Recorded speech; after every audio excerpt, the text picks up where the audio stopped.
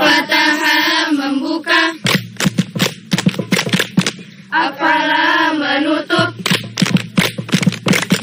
taroko mengetuk, dahola masuk, rohaba menyambut, bata menghina, zaro berkunjung, da'a memanggil, sakana tinggal, bana membangun, hadam-hadam merobohkan, tola mengecek, kanasa menyapu, masabima mengelar, istana ja'ala itu bersandar, as'ala menyalahkan, atfa'ah memadamkan, iltahaba berkobar, nasoro membeberkan, dakol berabah mengedar pintu.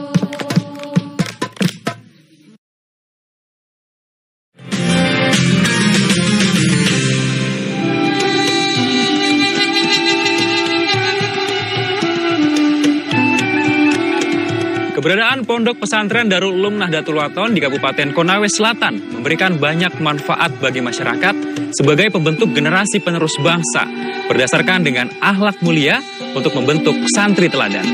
Dari Pondok Pesantren Darul Ulum Nahdlatul Wathon, Desa Bima Marwa, bersama saya Ibnu Siam, inilah Jejak Islam.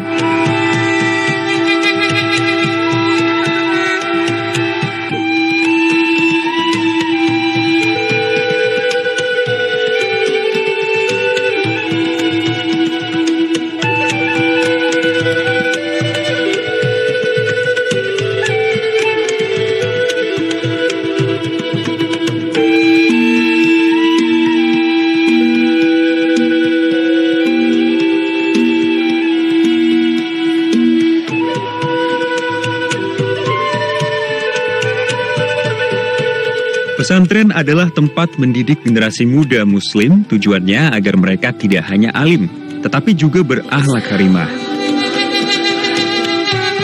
Para santri hendaknya mampu menjadi agen perubahan dan teladan dalam kebaikan di tengah masyarakat.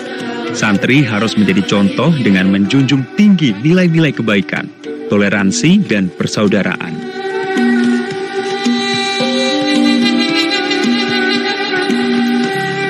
Menjadi santri tidak hanya belajar memahami ajaran agama dengan baik, tetapi juga bertanggung jawab untuk menjadikan nilai-nilai agama sebagai landasan dalam berperilaku sehari-hari.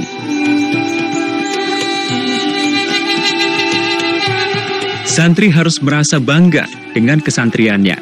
Mereka juga mesti percaya diri menghadapi tantangan zaman dan arus deras globalisasi, serta menjadi santri kekinian, yang bukan hanya mumpuni ilmu agama saja, tapi juga cakap dalam hal pengetahuan umum, keterampilan, dan penguasaan teknologi.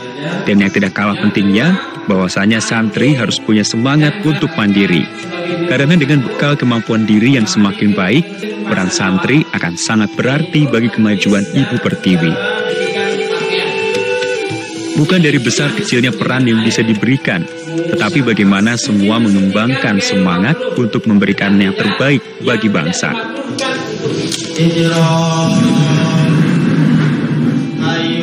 Assalamualaikum warahmatullahi wabarakatuh. Di Pondok Pesantren, sosok kiai merupakan figur utama dalam menghadirkan keteladanan itu. Setiap pengasuh pondok pesantren selalu mengajarkan budi pekerti dan akhlak, sebagaimana yang dicontohkan Nabi Muhammad SAW. Dalam sebuah hadis, Rasulullah SAW mengatakan bahwa diutusnya beliau adalah untuk menyempurnakan akhlak manusia. Itulah kenapa umat Islam menjadi umat terbaik. Para santri pun menyaksikan contoh dari ulama ataupun pengasuh pondok pesantren yang membimbing mereka selama berada di lingkungan pondok pesantren. Pola pendidikan di pondok pesantren adalah mengedepankan keteladanan. Inilah yang membedakannya dengan lembaga-lembaga lain, jadi bukan hanya kurikulum, luasnya gedung dan hal-hal materi lainnya, melainkan keberadaan sosok kiai menjadi hal yang penting untuk dapat dijadikan sebagai figur yang baik. Para santri datang ke sebuah ponpes bukan hanya untuk menuntut ilmu, tetapi juga meneladani kehidupan para kiai dan guru. Dan kiai-kiai pun memahami perannya sebagai role model pendidikan. Mereka sangat menyadari anak-anak lebih banyak meniru apa-apa saja yang ada di sekitarnya, bukan sekedar dengan membaca buku-buku saja. Karena itu, ada pepatah mengatakan, satu teladan kebajikan lebih baik daripada 1000 nasihat.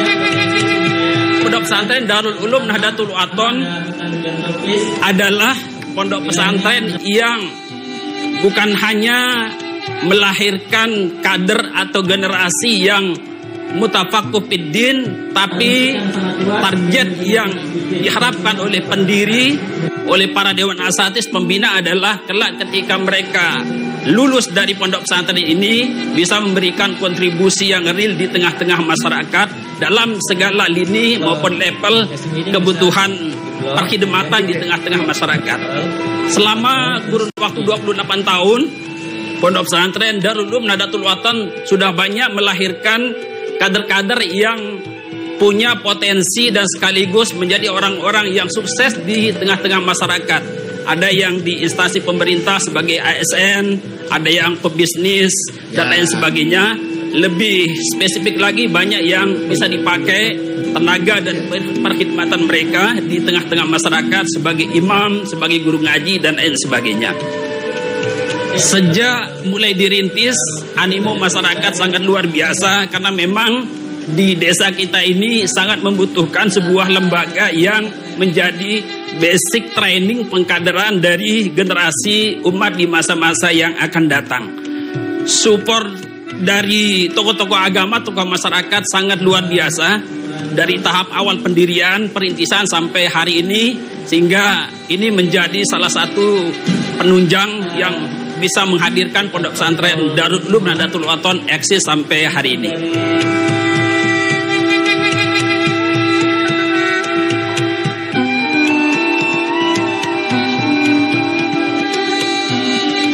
Inilah mengapa kiai dan pengasuh pondok mesti berada di pondok pesantren selama 24 jam penuh. Tinggal bersama para santri, berjamaah dengan mereka di masjid.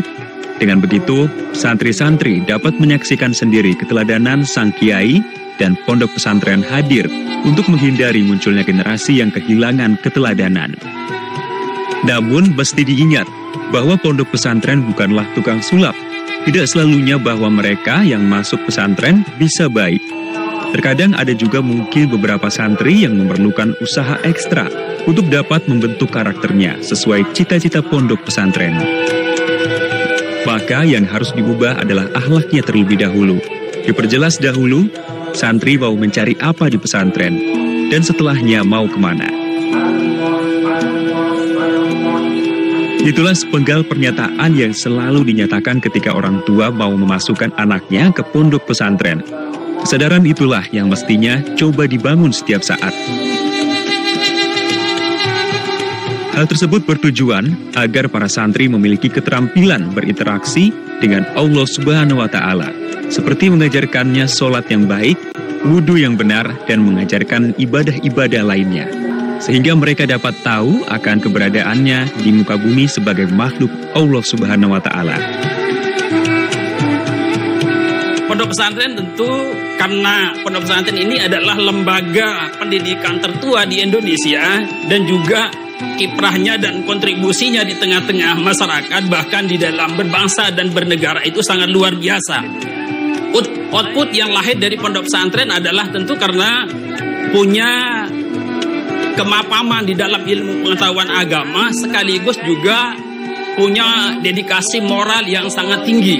Karena di dalam pondok pesantren itu ada pelajaran-pelajaran yang menyangkut tentang etika, akhlak, suluk, itu yang ada di dalam pondok pesantren. Salah satu kitab yang menjadi rujukan wajib di pondok pesantren adalah kitab Ta'limul Muta'allim, tentang adab, tata cara belajar dan tata cara mengajar. Di situ sangat detail sekali bagaimana seorang guru bisa menjadi toladan bagi para santri dan muridnya, dan juga bagaimana seorang murid bisa menjadi murid yang sukses dengan caranya belajar yang tepat sesuai dengan aturan etika yang ada di dalam kitab Ta'limul Muta'allim itu. Sehingga wajar ketika alumni pondok pesantren itu keluar dari pondok pesantren menjadi alumni, dia tentu akan mewarnai di tengah-tengah masyarakat dengan keilmuan yang, kapasitas keilmuannya dia miliki, dan juga sekaligus akhlakul karimah yang tinggi, karena memang itu yang selalu diterapkan, diajarkan setiap hari di pondok pesantren sebagai salah satu bagian dari kurikulum wajib di pondok pesantren.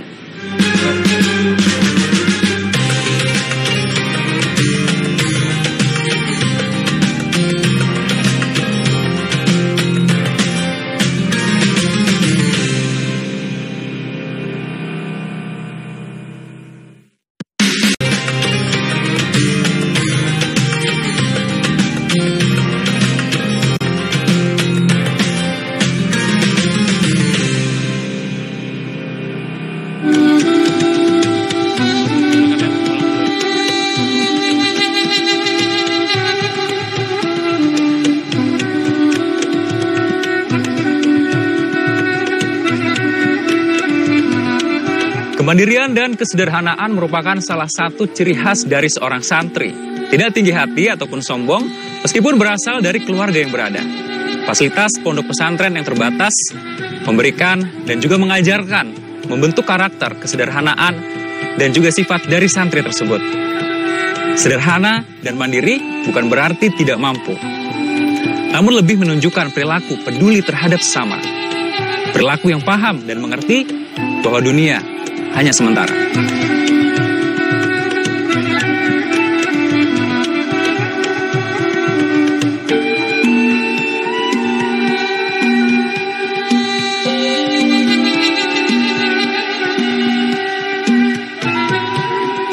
Jadi di pondok pesantren kami di sini dari pagi diawali dengan kegiatan tahajud.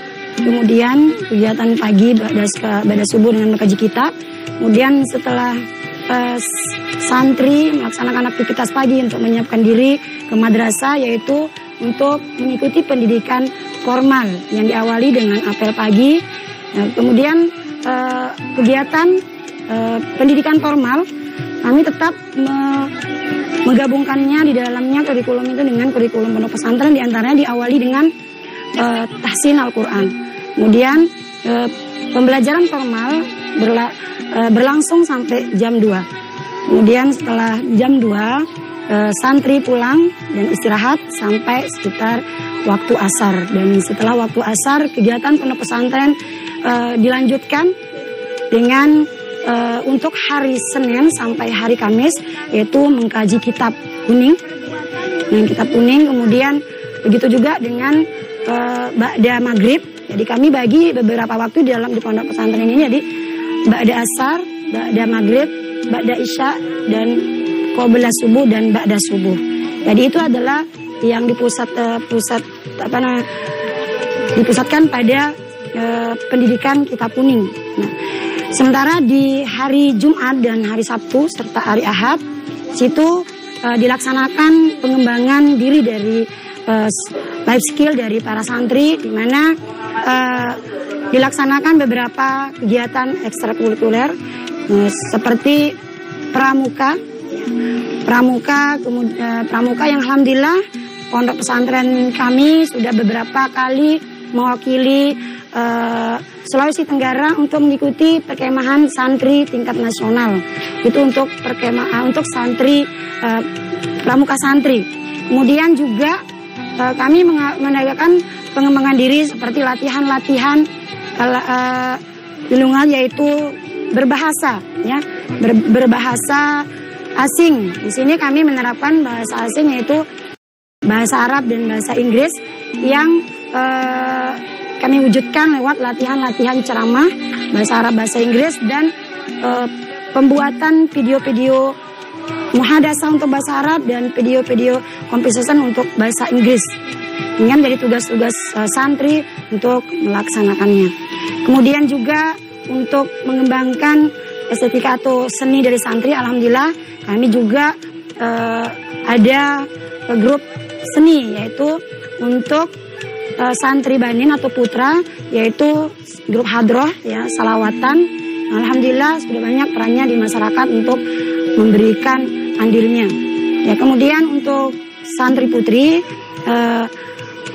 seninya namanya bitogo, yaitu berkreasi dengan peralatan yang ada, dengan bagaimana berkreasi membuat lagu-lagu yang disiapkan syairnya berupa mufradat bahasa Arab yang wajib dihafal, tetapi mereka kreasikan menjadi sebuah lagu.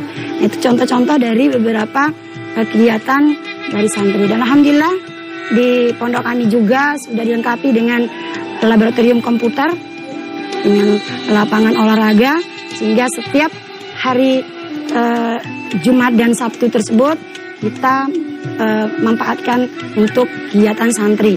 Kegiatan santri seperti yang kami sampaikan tadi, pramuka, kemudian pelatihan life skill, ya. Kemudian juga kami di samping melaksanakan yang berkaitan dengan yang ada di dalam pondok pesantren, kami juga mengadakan pengabdian kepada masyarakat. Biasanya pada bulan suci Ramadan atau di setiap kelas akhir ujian, maka kelas di bawahnya akan dikirim ke masyarakat untuk berlatih bagaimana dia bisa terjun di masyarakat untuk bisa lebih bermanfaat kepada masyarakat.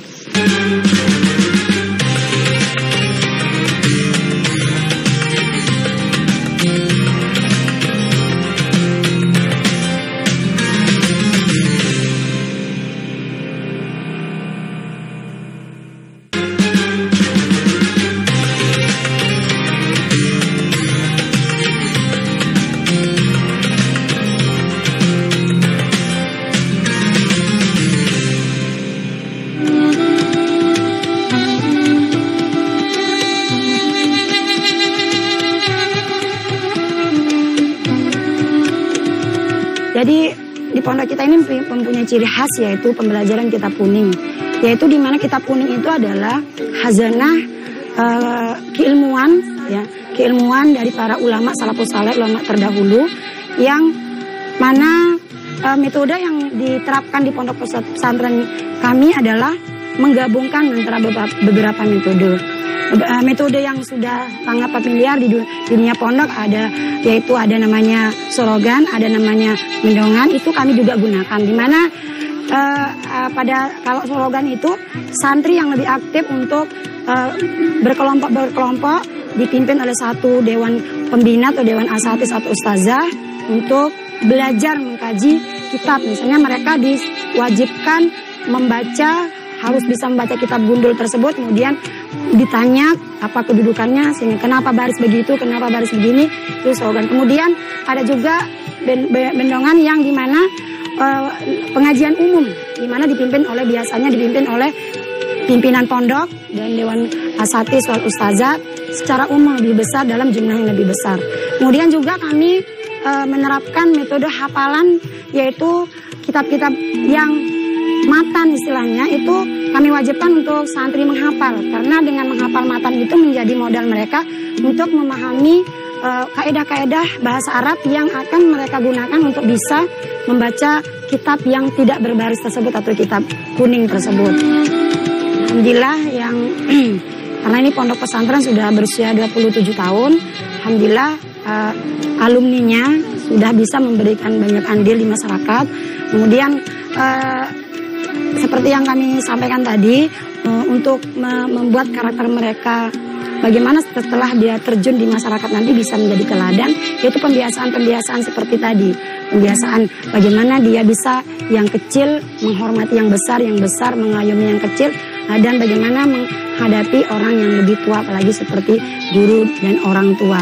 Dan kami misalnya kalau mereka libur, kami memberikan mutabaah atau tugas-tugas rumah yang wajib mereka lakukan, yaitu sebagai laporan nanti, misalnya dia harus ke masjid, ya, dia harus ke masjid, dia harus berani, seperti bulan suci Ramadan yang paling kami manfaatkan untuk memberikan pelatihan mereka bisa bermanfaat atau memberi teladan pada masyarakat, yaitu mereka ada pengabdian masyarakat, yaitu berceramah, kemudian mengabdi di sekolah. Bahkan kami turunkan kalau yang mengajar, bahkan walaupun mereka masih alia, mereka kami turunkan untuk latihan mengajar di SD. Para santri pun dipersiapkan untuk memiliki mental pemimpin, sehingga mereka benar-benar memahami bagaimana rasanya menjadi sosok yang bisa dijadikan teladan dan dapat menjadi contoh kepada masyarakat lainnya.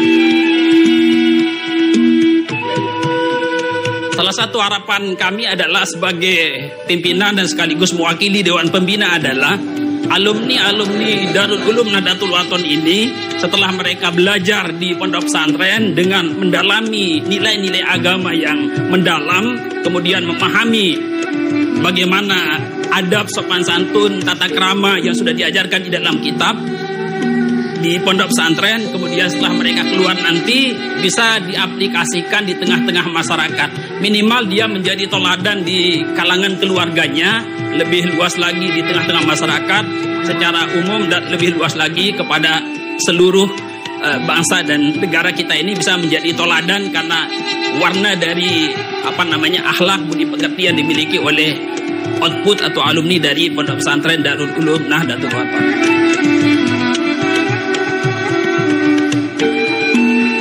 Akhlak lahir dari kebiasaan, kebiasaan datang dari pembiasaan. Pola ini paling efisien dalam membangun kebiasaan-kebiasaan baik sehingga digunakan di banyak pondok pesantren, termasuk di Pondok Pesantren Darul Ulum Nahdlatul Wathon Bima Marwah Andalu Barat, Kabupaten Konawe Selatan ini.